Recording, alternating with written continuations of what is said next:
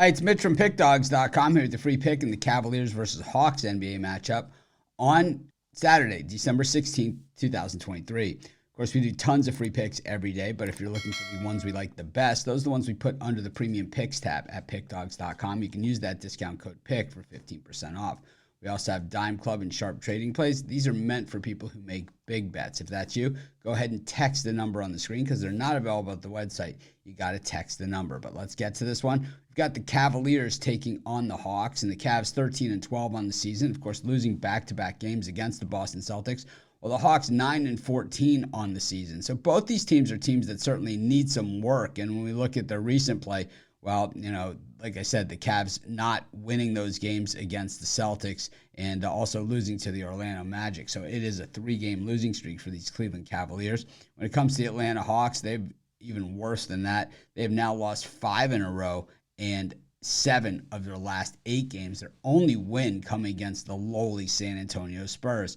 It's just two different stories, but kind of the same story here. For the Cavaliers, it's a team that we saw make the playoffs last year. They've been lower rung since LeBron played there last. And, then last year they kind of rise up after, going through the process, acquiring Donovan Mitchell, and then just get run right out of the playoffs in a hurry. And, hoping to make that big step forward this year. Of course, Mobley has been immobilized, and that isn't helping things. Meanwhile, on the other side, the Atlanta Hawks, this is a team that seemed so close a couple of years ago. And you'd think with Murray and Hunter and Trae Young and, company that they're going to be a lot better than what they are. They just aren't. I think that Capella, who was once a force in the middle, is really not that force anymore. And I think the Hawks appear to be at least a player short right now. And, this is a team almost like the way that we look at the Bulls sometimes, where it's like, you got to break it down to build it back up, or you got to make a big move. You got to do something, because if you stand pat, things are not going to get any better. I think when we look at the Hawks, the same problems that they've had in recent years, all playing out once again.